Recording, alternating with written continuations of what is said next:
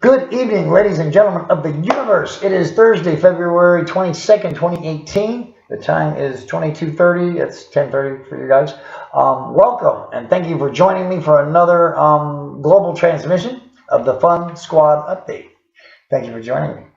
So the first order of business for today, I'm going to try not to take as long as I did yesterday, but the first order of business for today that I decided to do was I didn't do much of anything today.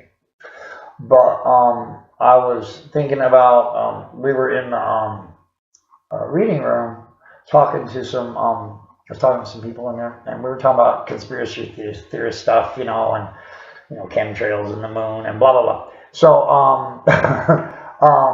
then we got to talking about,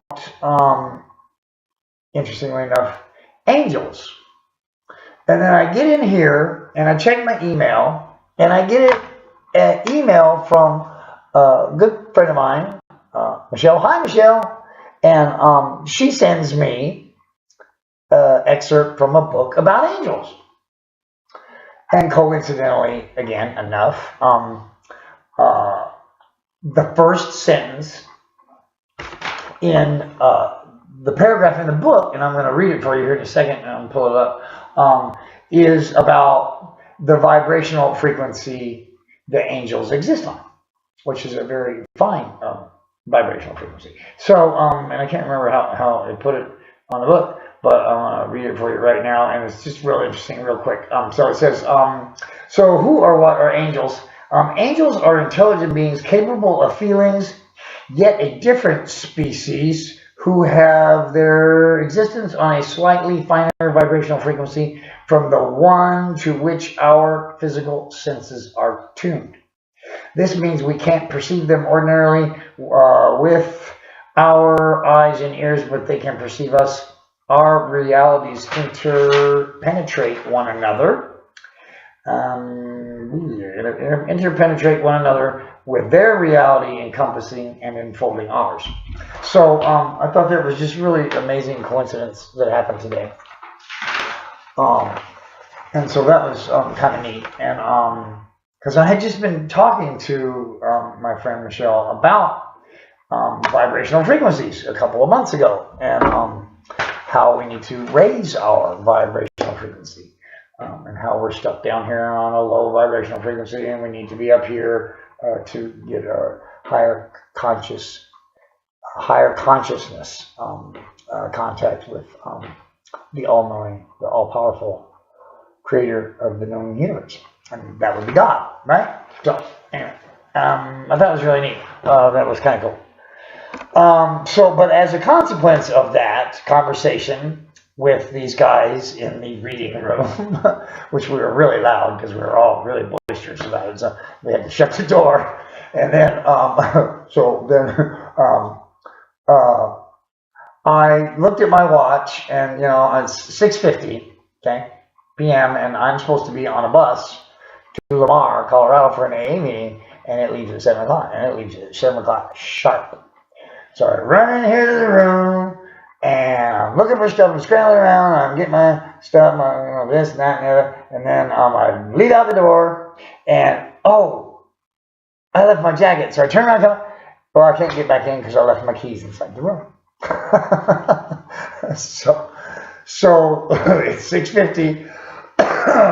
There's no case manager in this building, after like 4:30 if you're lucky, and so no honesty. But usually they're here till maybe 5 or 6, but there's no case managers here. And then so there are some case managers over in building 8, and I have to go over there and get a case manager. So I go downstairs and get in the tunnel and start going over to building 8, and I run into the security guy. So I'm like, hey, can you let me in my room? And he's like, yeah, let me finish my rounds. And what room are we in? I'm like 206. He says, I'll come let you in. So I waited in the reading room for a while, and he came at me. And by then it was like 7:15, and I had missed the bus to the AA meeting, so I missed the meeting tonight. So I'm sure I'll be sorely missed. So, but no, it's okay to miss one once in a while. I'm not court ordered to go or anything. It's just something I really like to do. I like those meetings. The people there are super, super people. And I like those Lamar meetings a lot. So, like I said, I didn't go anywhere today. I stuck around here. I did some reading. I started my book. I haven't mentioned this before, but I've started the book writing process. I got the introduction written. It's difficult because I have to, I've never written a book before. So, I've written one before. It's the same book. So, so I don't know, are you supposed to write the introduction like after you write the book? So you know like what the book's about? But I know what the book's going to be about. So I wrote the introduction, just logically thinking you write the intro first. So I'm taking it really slow with this because I remember last time that I wrote it that, I'm getting into it, and then so my perception of what I was feeling or perceiving at the time of the event may be skewed, meaning my perception of life or whatever might have changed. So I might think that I thought that way, but I really wasn't thinking that way. Maybe I wasn't thinking anything else. So I learned last time to not sort of second guess myself, just to write what I think I was feeling or perceiving or remembering at the time, right? Pretty simple, right? You think it was simple, but it's not really that simple. So what I'm doing is I'm just going through it with that attitude. I'm just going to write it gut level instinct, and I'm not going to second guess myself. So hopefully that will work. I do have the introduction written. I'm going to write the background tomorrow, just some background, like demographic information, to give everyone context of my, sociological, socioeconomic, political background, and all that stuff. So that's what we're going to do tomorrow. Let's see. I listened to my audio Bible today a little bit.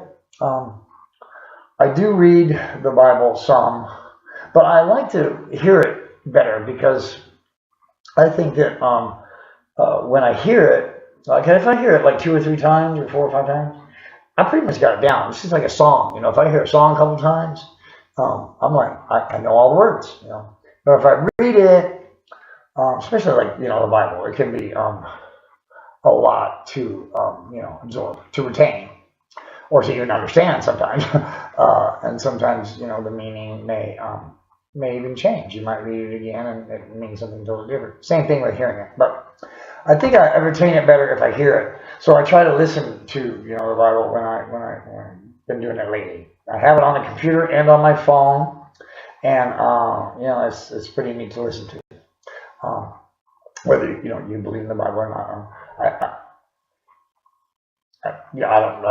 I don't really want to say an opinion about the Bible, but I like listening to it. I do. It's soothing.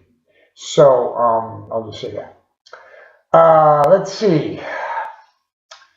Also, talked about the angel connection. So I got to thinking today.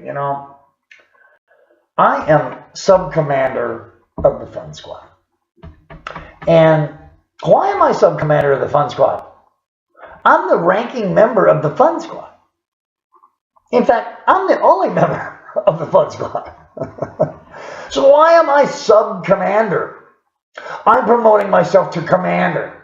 12:01 a.m. tomorrow, Steve Smith gets promoted from sub-commander to full commander. Badass rocking shit right there, buddy. I just promoted myself. Bam! How do you like that? I can do that because I got the power of the pen. All it takes is the stroke of a pen. So shall it be written, so shall it be done. Remember Yul Brynner? Then, what was it? 10 Commandments? So shall it be written, so shall it be done. Yeah, something like that. That's pretty big. But it was a great movie. I like Yul Brynner. Yeah. It was funny. I just remember that part. So shall it be written, so shall it be done. And that's about all I remember doing today. I do also remember not having a roommate again. They brought some new guys in, and there's no new guys for me, which is not hurting my feelings any, I can tell you that. So it was a pretty rocking day, other than the missing the AA meeting, but it wasn't really, it's not terrible, it's not the end of the world. It's all pretty neat. I'm also on a little project of I'm going to start writing a little basic introduction computer manual like I wrote when I was in prison and I was teaching computers, because there's a bunch of guys here that are really struggling with the computer thing, and I thought it might be just kind of cool to write something, because they're, I mean, you know, they know how to like do stuff, but they don't really understand what is going on, and they're really struggling with, you know, I tell them, well, just do that, and they have like no idea what the hell I'm talking about. So I am going to write a, maybe start with a simple diagram. So I don't know if you can see it, but I just start with some simple stuff, and you know, I don't have PowerPoint or nothing on here on the computer yet, so because I can't afford $9 kajillion for software. So thanks, Microsoft. So yeah, they wanted $119 for me to upgrade from Windows 8 to Windows 10. And I'm like, because the free trial, they were giving away Windows 10 for free until December 31st. And now my computer comes up and says, oh, you need to upgrade to Windows 10. Click at $119. I'm like, but they were giving it away 2 months ago, but they won't give it to me now. So it's pretty weird. And this Wi-Fi here won't let me download anything anyway. So I wouldn't be able to do it here anyway. I have to do library or something. So I'm just going, what is going on here? So I'm place is falling apart today. It's falling apart. Struggling with computer issues and well, not computer issues, it's just a junk operating system. I'm going to take this Windows crap off of here, and I'm going to put Linux back on what I had before.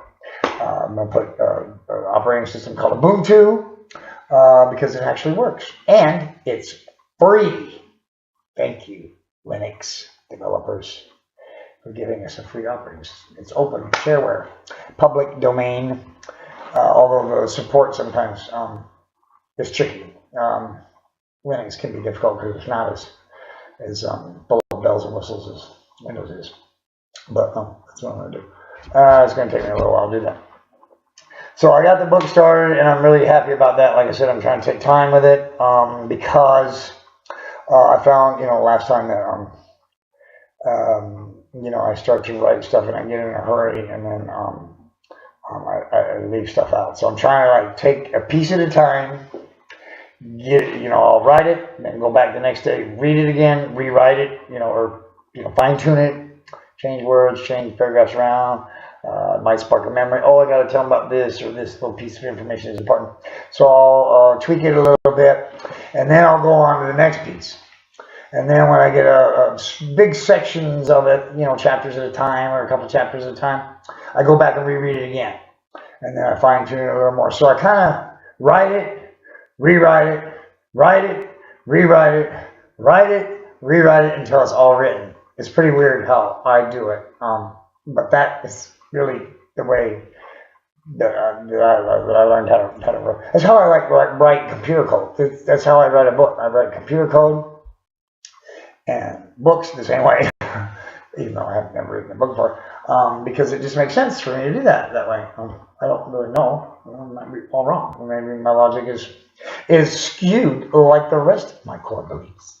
But let's hope not. Let's hope the book turns out to be good. It's going to be called The Sound of My Soul. The Sound of My Soul is going to be the title of the book. And I'm really looking forward to it. I'm getting really into writing it. I'm just kind of messing around right now. So I'm mostly dicking around with, you know, just, you know, getting everything, getting my brain prepared. Because it's going to be a lot of work, for one. It's going to be time consuming. But I don't. So this would be something I could do on the Saturdays instead of watching movies. But I like to watch movies on Saturday. So, anyway. I can't think of anything else that I need to tell you about. Tomorrow is Friday, and I think I'm going to go into town and order some books from the La Junta Library, the Memorial Library in La Junta, and so I'm going to do that, and then I'm going to stop at Pier 613, and I will check in with you tomorrow night. Okay, guys? Thank you. I love you. Bye-bye.